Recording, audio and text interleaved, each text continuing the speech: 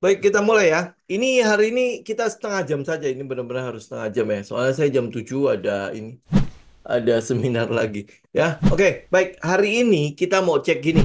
Kalau teman-teman mungkin kemarin Pak Leo ya, Pak Leo udah sempat memberikan satu ini ya, lima lima bidang ya atau lima sektor yang akan mendapatkan insentif pada pemerintahan Prabowo Gibran nanti gitu ya. Ada lima sektor. Nah, sektor yang paling besar yang mendapatkan insentif itu adalah sektor pengolahan ya, pengolahan. Nah, ini pengolahan yang macam apa?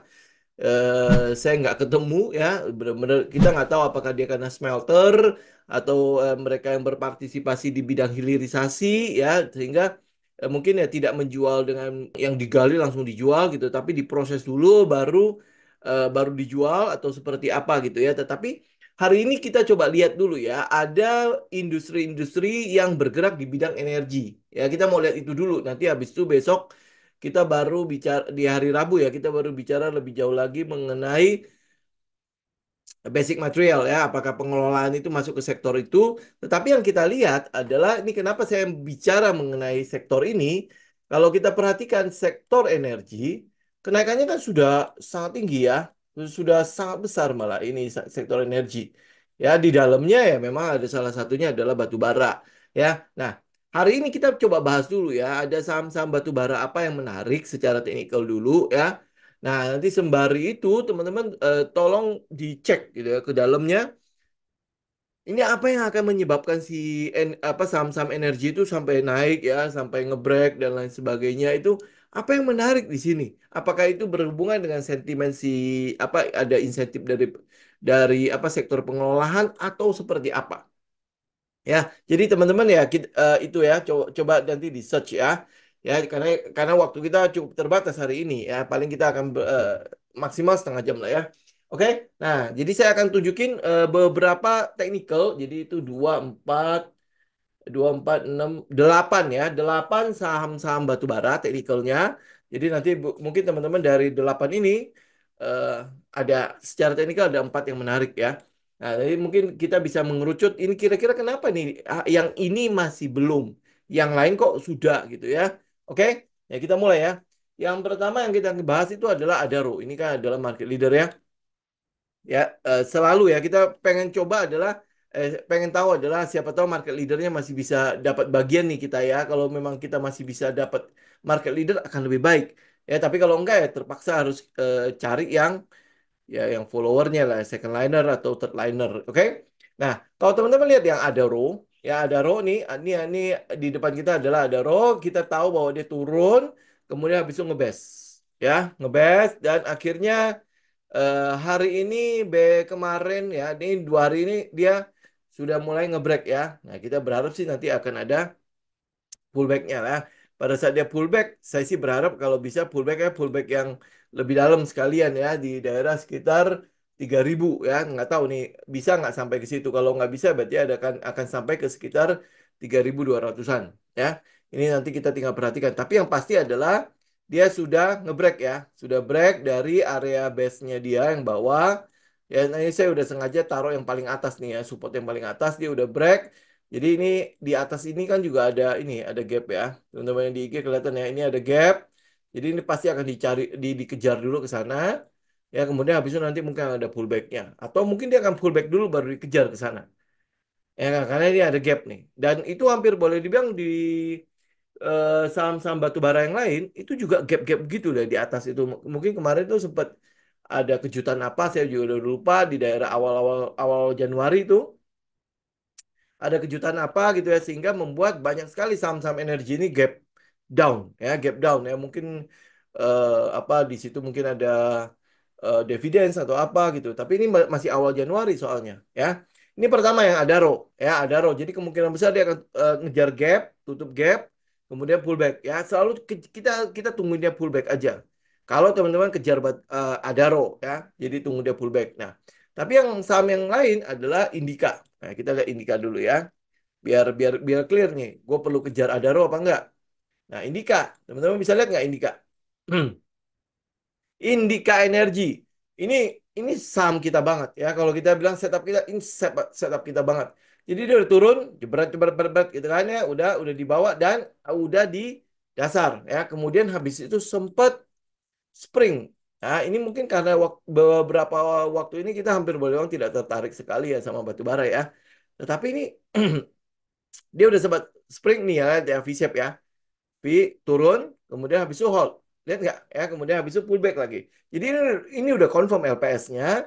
Ya, kemudian habis itu dia udah sempat LPS, kemudian udah break. Ya, udah naik lagi. Ya nggak tahu nanti dia bisa eh, pullback apa enggak. Tapi ini akan jadi salah satu saham yang akan kita kejar. Ya, Indica Energy. Ya, kenapa? Karena dia sesuai dengan setup kita. Ya, apa yang sesuai dengan setupnya, ya teman-teman tinggal petain sendiri lah ya. Tapi ini udah jelas clear banget sesuai ya.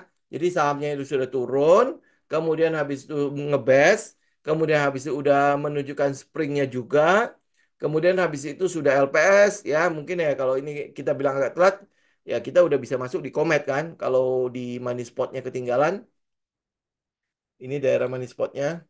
Nih, ya, lihat kelihatan nggak? Ini money spotnya, kemudian sempat di pullbackin, sempat di retest kan, kemudian habis itu naik lagi, dia sempat ngebest juga di atas, kemudian habis itu naik. Nah, ini tinggal 1600 sampai 1660 ini kalau dia break, kemudian ini di atas ada gap. Ini ada gap lagi, ya. Kemudian habis itu, oh ini yang gap yang di atas udah ditutup, ya. Kemudian habis itu yang di atas juga udah ditutup. Jadi kalau dia break ya, ini berarti ada potensi kelanjutan. Nah, makanya kalau lihat dari Adaro kan dia udah lanjut ya, udah naik ya. Nah, Indika ikut nggak? Oke, ini catat aja satu Indika Energi ya, kita akan lihat. Nanti tinggal kita perdalam. Kita lihat ya, kalau dari teknikalnya Indika udah cukup oke ya. Oke, nah next PTBA. Saya agak cepat aja ya, karena memang kita cuma bahas kilas aja dulu. Jadi nanti teman-teman sembari itu ya, nanti di hari Rabu kita baru bahas yang lebih lengkap. Nanti saham-saham ini apa ya jadi alasan untuk kita masuk di situ. Ya, jadi kita butuh alasannya, oke? Nah, PTBA itu juga sama, kurang lebih ya kalau dia turun kan, dia turun-turun, kemudian gapnya jatuh banget. Nah, kalau ini saya ingat, karena dividends kan, dia jatuh banget, itu gapnya itu begitu besarnya, ya PTBA. Jadi ini teman-teman bisa lihat di daerah situ. Nah, PTBA. Nah, kalau teman-teman lihat PTBA, perjalanan hari ini kan dia tutupi gap ini. Ya, gap ini udah ketutup kan. Nah, udah hari ini persis nutupin gap, ya. Persis nutupin gap yang bawah. Ya, kemudian habis itu ini kalau saya kasih supportnya, ya. Nah, ini adalah daerah support. Nah, ini adalah range-nya. Ini adalah range tradingnya, ya. Nah, teman-teman tinggal itu makanya mulai mulai cek lagi ya. Kira-kira PTBA ada sentimen apa di dari situ? Ya, apakah EBT-nya ini kan lagi gencar banget ya soal suntik mati PLTU, PLTA, PLTU ya, PLTU terutama yang berhubungan dengan batu bara. Nah, efeknya kemana nih ke batu baranya? Ya, kemudian habis itu tentang hilirisasinya dia atau gastifikasinya itu seperti apa? Kemudian kan dia udah mulai bergerak ke bidang EBT kan, si PTBA kan. Nah, udah seberapa jauh sehingga mungkin perbandingan pendapatannya dia antara yang EBT ini sama yang masih yang soal batu bara ini mana yang lebih gede? Ya kalau EBT-nya udah mulai besar ya mungkin mungkin saja ya akan ada cerita lain di PTBA. Ya. Oke. Nah, jadi ini adalah trading range-nya untuk PTBA dari 2.300 sampai ke 3.200. Trading range-nya. Artinya dia ngebest. Kalau sampai terjadi akumulasi pun ya itu daerah situ. Ya, jadi ini kalau si PTBA, kalau kita mau tungguin money spot, kayaknya masih agak lama ya. Terus kalau kita mau tungguin Komet, sektoralnya udah mulai jalan nih soalnya. Jadi ya kita kita tinggal pantau aja. Kalau teman-teman suka dengan PTBA, maksudnya clear banget dengan data-data PTBA, ya silakan tinggal dikorek lagi. Ya nanti habis itu kita tinggal cari entry-nya di daerah mana. Ya kalau PTBA kan rata-rata lebih banyak orang yang bermain di area dividends kan dibandingkan dengan tradingnya. Nah, tapi kalau misalnya ini ada potensi capital gains, kenapa tidak? Ya, ya. Tapi ini mungkin kita lihat nanti aja lah. Ya. Tapi yang pasti tadi kalau lihat dari tiga saham ini, Indika kan sudah mulai menarik kan, ya dan lebih cocok gitu. Kalau kalau kalau cocok itu kita jauh lebih tenang ngikutinnya, betul nggak? Ya, oke. Nah, kita lihat lagi saham satunya lagi adalah sahamnya si Palo. Kenapa ya dia koleksi terus gitu kan? Kalau dari pair betul ini adalah pair-pair yang kecil-kecil lah. Kalau Pak Lo itu kan senangnya adalah yang pair-pair yang kecil-kecil gitu kan ya, pair yang masih maksudnya secara industri itu pairnya kecil. Terakhir saya cek itu ABMM itu pairnya masih di angka empatan ya. Ya, nah kalau lihat setupnya untuk technical ini nggak liquid ya, oke? Ya, tapi saya nggak tahu Pak Lo-nya bagaimana ngumpulinnya ya. Tapi itu pasti ada cara lah mereka. Ya, nah kalau teman-teman lihat ya, secara technical ini adalah polanya contraction ya, VCP ya, volatility contraction pattern. Jadi mungkin saja dalam 1-2 hari kalau sentimennya sangat mendukung itu bisa ngebreak. Ya, jadi ini kalau teman-teman suka juga, tapi ini ya jelas ya tidak terlalu liquid. Jadi artinya kalau teman-teman apa ya tidak punya orang dalam untuk ngumpulin seperti Pak Lo kumpulin, ya memang agak-agak repot ya. Jualnya nanti yang mungkin agak-agak susah karena dia nggak liquid. Tapi kalau teknikalnya ya memang cukup menarik sih. Itu kan adalah kontraksi ya. Jadi kalau teman-teman mungkin lihat dari volumenya, ini udah clear banget ya kontraksi ya. Jadi ini adalah volume yang gede-gede di daerah atas, kemudian habis itu dia turun nih. Ini adalah volume turun ya kan, turun kan, ya. Ya ini juga naik kan. Jadi ini adalah volume apa pola yang contractions ya, pola volatility contraction pattern. Ya, nah, jadi kalau dia break ya ini kurang lebih ya ukurannya sih ya. Ini ukurannya kurang lebih sampai ke daerah sekitar berapa ini 6.000 ya. 6.100 ya 6.100 sampai 6.150 lah kurang lebih seperti itu. Nah, ini adalah yang punya si Pak Lo, oke? Tapi kalau lu lihat dari pola-polanya dan dia nggak likut-likut banget gitu ya, ya itu yang mungkin buat kita ngikutin tuh sayang gitu loh. Jadi masuknya juga paling sedikit. Kalau mau masuk banyak sih bisa aja gitu kan. Cuman ya nanti keluarnya kita kan nggak punya apa ya pegangan orang sekuritas kan. Lu tolong dong keluarin jadi nanti bisa di pasar nego lah dan lain sebagainya. Nah ini yang ini agak susah untuk kita bermain di eh, apa saham-saham yang volumenya kurang liquid gitu ya. Oke, nah kemudian habis itu games. Ya ini ada pertanyaan kan dari YouTube juga kan. Kemudian habis itu dividennya kan gede banget tuh. Ya, apakah kita bisa ikut untuk games? Ya, ini kalau saya bilang ya, ini udah terlalu tinggi. Ya, jauh lebih baik adalah tunggu games itu adalah turun. Kalau dia bisa ke 8.800 akan lebih baik. Ya, nah ini pertanyaannya masih bisa turun nggak? Karena orang udah mulai ngejar dividends. Dividends-nya itu tanggal berapa? Tanggal 3 September itu udah kumdet. Ya, 3 September ini udah akan kumdet. Nah, itu udah pasti udah dikejar. Ya, nah kalau mau tunggu dia turun itu pasti udah lewatin dividends, gitu kan? Jadi ya menurut gua, menurut saya sih ya udah nggak usah dikejar lah, udah sayang gitu kan?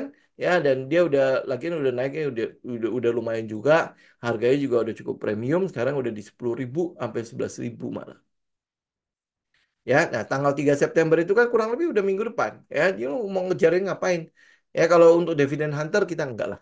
Kecuali memang dia masih daerah bawah ya, masih di daerah 4.800 sampai 9.000, oke lah. Kita masih bisa kejar di situ karena memang ada setupnya ya. Tapi kalau sekarang untuk kita kejar, enggak deh. Ya, jadi udah games ini coret aja udah. Ya, nah habis itu saham selanjutnya adalah Harum. Harum. Nah, ini teman-teman lihat ya Harum ya. Ini Harum, ini udah naik kemudian habis itu dia udah retest kembali, ini udah diambil sama dia. Udah jadi area supply, area demand-nya sudah ketutup lagi. Jadi kalau leftover ordernya itu segala macam semua udah ketutup ya. Nah, kalau dia udah ketutup, kita bisa melihat ini bisa jadi area-area buat kita stop loss. Berarti area sekitar 1.000. Ya, itu bisa jadi area stop loss ini saya turunin ya.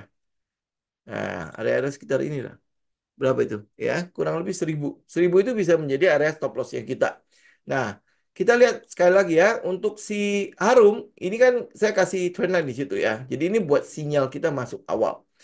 Yang terjadi sekarang adalah dia ngebase kan. Ini daerah base-nya dia. Ya, ini daerah base. Jadi kalau teman-teman kotakin, ini ya tinggal pakai aja box. Ya, nah ini bisa jadi nanti kalau dia break, ini akan ada mengejar box selanjutnya. Gitu ya. Kalau enggak, berarti dia akan kembali ke area sekitar ini. Ke area sekitar 1.200. Jadi ini ya skenario-nya untuk Harum ya. Dia nggak ke sini, berarti dia break, dia akan bikin box baru. Ya mungkin daerah atas ini. Dia akan bikin box baru, habis itu nanti akan tes ini, kemudian bikin box lagi di atas, baru habis itu mulai naik. Ya, ini untuk Harum. Jadi kalau jujur-jujuran ya, kalau saya udah ketemu setup, saya udah males sebenarnya lihat yang lain gitu. Udah, saya bisa konsentrasi di India aja.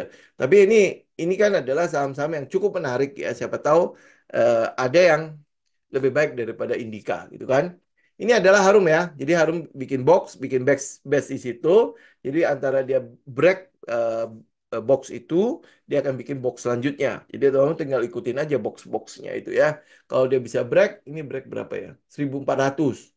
Ya, nah ini break ke atas 1400 atau dia break ke bawah dulu, tes ke 1200 dulu baru naik lagi.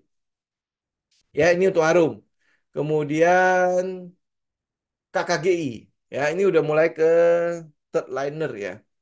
Second liner, third liner. Nah, kalau KKGI, ini teman-teman bisa lihat ya KKGI ya. Ini adalah punya grup Salim kan? Ya. Ini ada area resistannya di daerah sekitar 600 sampai 640. Ya, jadi kalau dia break itu ada peluang untuk dia lanjutin trend. Nah, ini juga sama. KKGI itu mungkin agak telat ya. Mungkin beberapa waktu yang lalu ada temen yang sudah nanyain KKGI kan. Ternyata memang pergerakannya sudah cukup tinggi. Kita masuk idealnya itu adalah di daerah 392. Nah, ini adalah daerah base-nya dia. Ini loh. Ya. Ini adalah daerah base-nya dia. Lihat ya, sebentar. Nah, ya ini adalah daerah base-nya dia. Di sini adalah spring-nya. Kemudian habis itu, ini V-shape-nya nih. Ini. Kemudian dia hold ya. Kemudian habis itu baru naik.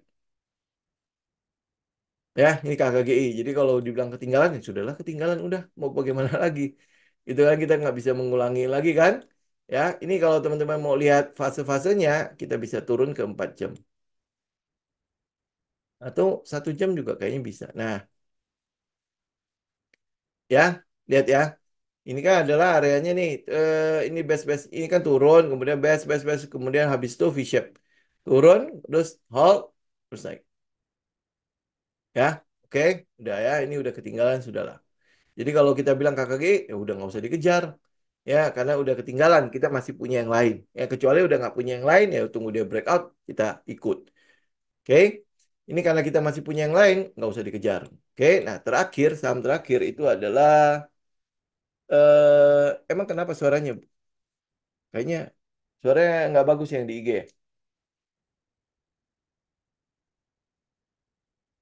Oke, nah ini yang terakhir, yaitu Toba.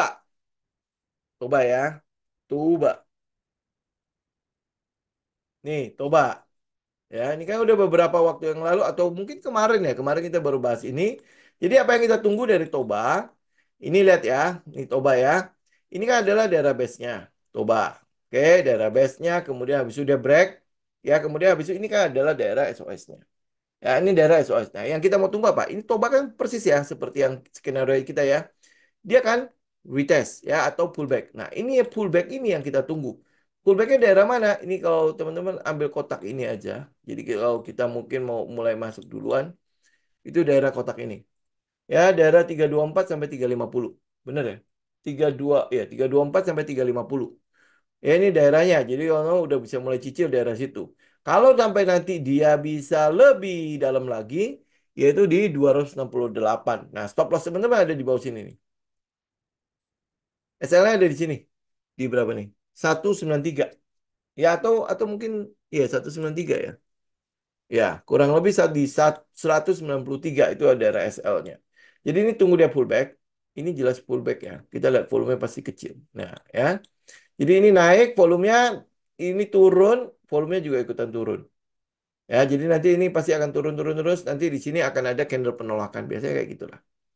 Ya, candle penolakannya. Nah, ini kalau lihat dari garis EMA-nya, ini ada satu EMA 20 di 324.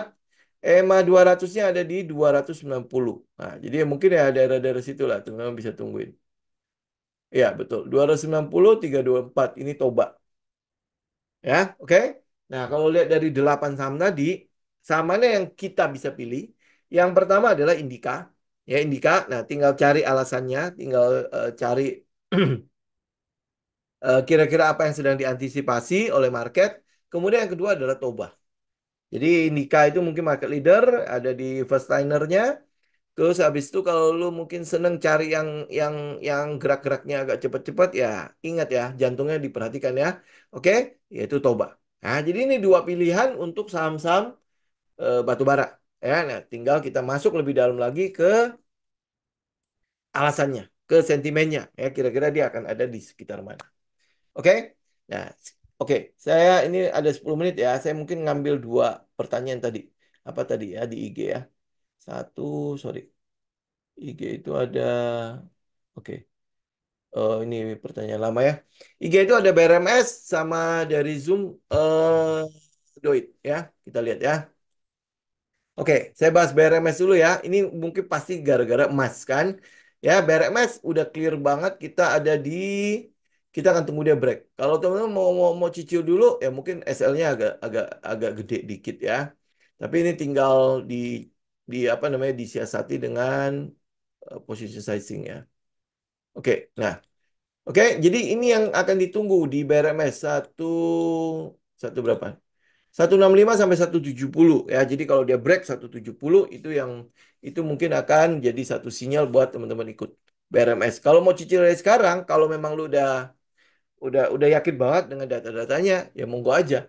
Ya, karena kita lihat harga emas itu memang akan cenderung terus naik ya.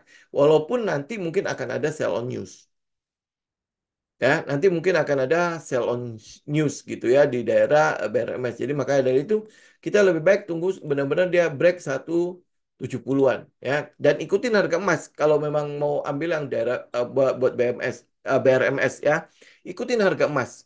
Karena harga emas kita ingat ya hitungan harga emas kita itu jangan plek apa emas itu sekarang ada di 2.500 US dollar per troy ounce gitu kan sehingga wah ini kan bagus ya. Enggak ya, itu juga dipengaruhi oleh rupiah. Kalau rupiah kita terus menguat, emas itu sebenarnya tidak menarik loh. Kenapa? Karena kita base-nya emas itu kan on US dollar kan.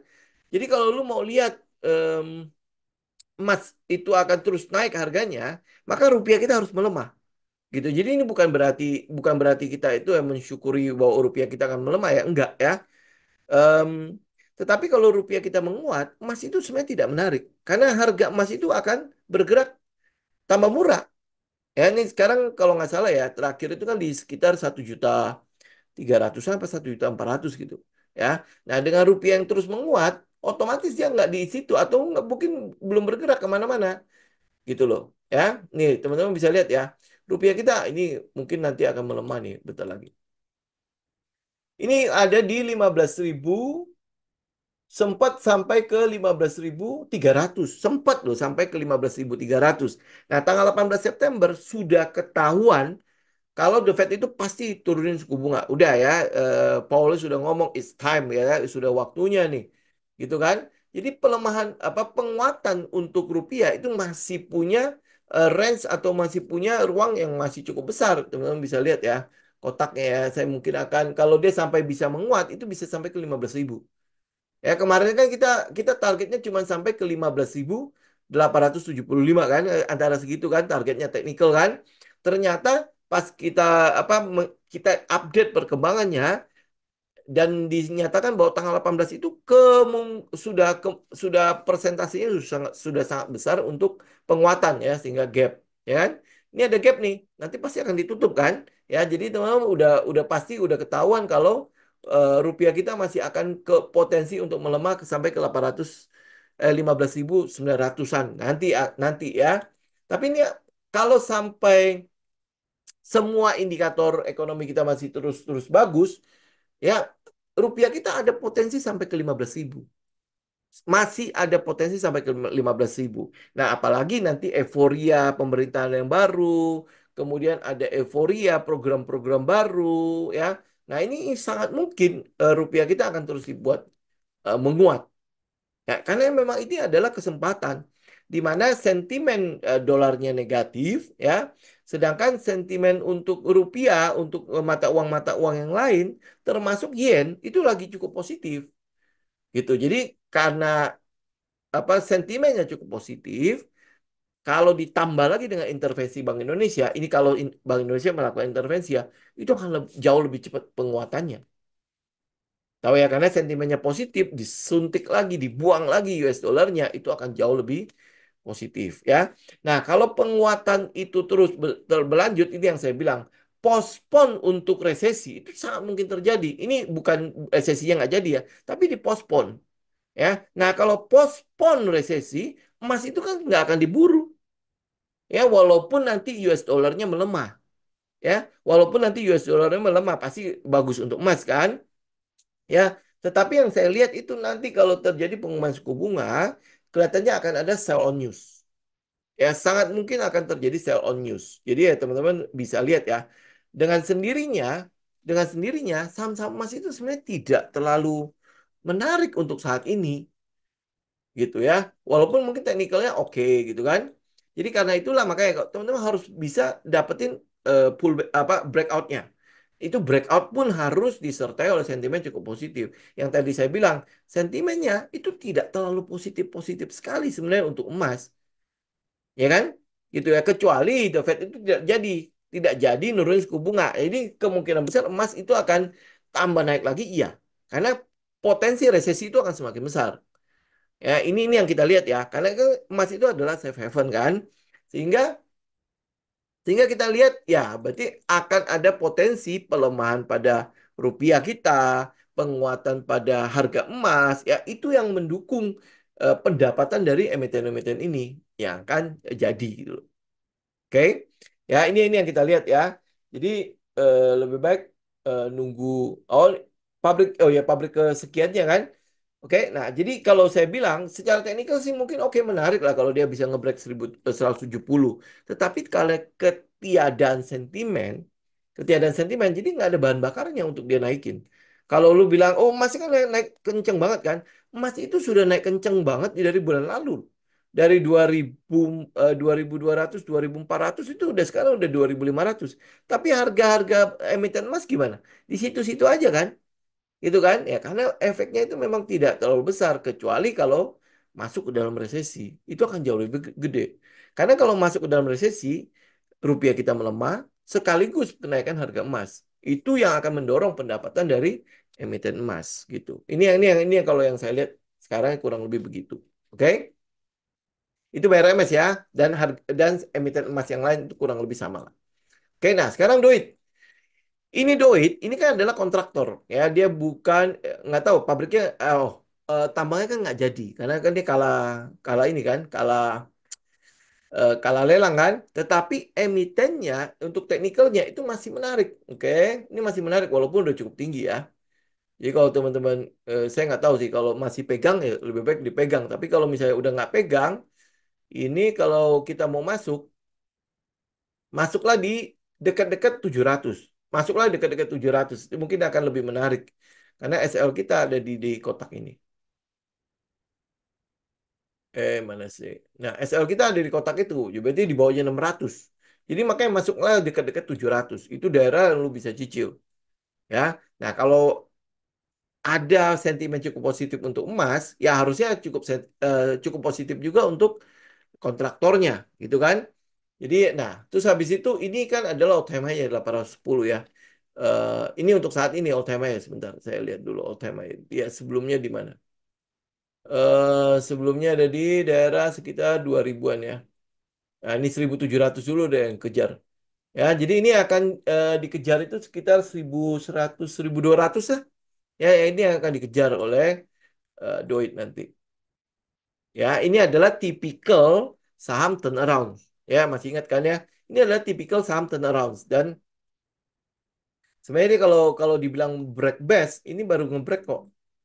Ini base-nya di bawah nih. Tanda-tanda. Ya, mana sih dia? Oke, nah ini adalah base-nya nih. Ini kan ada trading range-nya kan. Ini adalah PS-nya. Ini PS-nya nih. Oke, saya gedein ya kotaknya. Ini adalah PS-nya. Ini kan dia baru break. Berarti kan ini masih di daerah SOS-nya mandi. Ya, masih di daerah SOS-nya mandi. Kalau teman-teman mungkin lihat dari weekly-nya gimana? Kelihatan nggak? Nah, ya. Ini adalah daerah SOS-nya nih. Ini sekarang lagi daerah SOS. Mungkin kalau lihat daily lebih ini ya, lebih jauh lagi SOS-nya. Ya, oh masih ya. Ini adalah daerah SOS-nya. Oke. Berarti kan kita masih punya harapan untuk masuk gitu ya. Kalau misalnya teman-teman kejar ini untuk ini harusnya cukup long loh ya. Di daerah 1.200 ya. Berarti potensinya kena sekitar 80 lah ya, 80 sampai 90%. Oke, kalau dari bawah ini udah di di apa di beggar lah ya, udah beggar sekali. Nanti kalau dia kejar sampai 1.200 ini kan pasti ada beggarnya. Jadi tinggal perhatikan ya. Ini kalau lihat dari pattern, ini kan berarti adalah flag ya, flag atau pennant gitu kan ya. Jadi ini adalah daerah ya lu bisa inilah 700 ya, 700 sampai 680 itu untuk si Doid ya. Ini daerah SOS-nya. Oke, potensi untuk ke atasnya masih gede banget. Oke, nah kemudian Arko. Nah ini kalau kita bicara Arko, ini kan adalah barang yang tidak liquid kan? Ya, ini udah ketutup belum? Belum. Belum nih, besok masih mungkin masih akan ada sekali lagi nih di daerah 980. Tapi ini kalau teman-teman perhatikan ya, ya karena dia memang nggak liquid-liquid banget ya, lot size-nya. Lot saya sih udah mulai gede. Ini daerah kalau lu lihat order booknya di daerah 900, ya, 900-an sampai 1.000 itu udah mulai keluar ya, angka-angka 1.000 lot, 3.000 lot, ya kan? Benar ya? Nah, ini adalah daerah yang mau dia tunggu. Jadi kalau dia pullback, ini harusnya udah cukup itu. Udah saya lihat udah mulai ditahan lah ya. Dengan SL kita tetap di 920 di bawahnya. Ya, anggaplah 900 lah SL kita ya. Nah, ini kan tipikal dari si Arko. Saya udah sering ngomong lah ya, Arko ini setelah dia naik, dia pullback, naik, pullback, naik, pullback. Ya, jadi ya udahlah ini tipikal ini ya, apalagi dia nggak liquid ya, biasanya memang akan terjadi seperti itu. Ini adalah kebiasaan saham-saham yang nggak liquid. Oke, tetapi kalau lu lihat dari ini ya, dari apa paparan publiknya ya, public expose-nya segala macam cukup menarik kan. Saya udah share kan ya. Ya ini sangat menarik ya, apalagi em, proyek-proyeknya kan kontrak dulu baru jalan kan. Jadi udah dipastikan eh, ada inilah, ada uangnya gitu loh. Ya, karena jualannya juga cuma ke PLN kok. Ya, jadi ya makanya kalau untuk yang EBT begini, pembangkit listrik ya, selama target itu ya, target pemerintah itu masih tetap, kemudian insentifnya masih tetap jalan, ini EBT udah pasti akan menarik gitu. Ya, cuman ya sekarang apa ya? eh Kita butuh waktu lah ya untuk dia melakukan pergerakan besar gitu. Oke, ya itu mungkin untuk hari ini teman-teman ya. Jadi tolong tolong ya nanti tinggal saya dibantu. Kalau teman-teman punya em, korek-korek-korek dapat gitu ya, researchnya itu kira-kira dari 4 saham itu atau 2 saham deh. Ya, Indika sama si Toba ini ada apa ini di balik dua dua saham ini? Ya, kalau lu bilang Toba itu masih ada si Opa, bentar lagi dia turun kok. Gitu kan? Ya, nah ini kenapa nih? Nah, kalau Toba menarik, ini ada hubungannya nggak sama satunya lagi ya, si Gotonya menarik nggak ya? Nah, ini makanya teman-teman bisa bisa bisa korek nanti bisa kembangkan, nanti kita bicara lebih jauh lagi di hari Rabu. Ya. Nah, kalau yang untuk hari ini saya memang nggak bisa terlalu lama karena ini mau persiapan nanti buat seminarnya.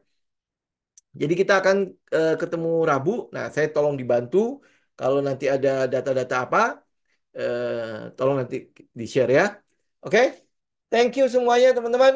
Kita ketemu lagi nanti di hari Rabu mendatang ya. Semoga bermanfaat. Nanti tolong jangan lupa di riset ulang ya. Tolong dianalisa ulang. Nanti tinggal kita bantu-bantu lengkapin datanya. Oke? Sampai ketemu lagi. God bless semua. Saya izin pamit. Thank you.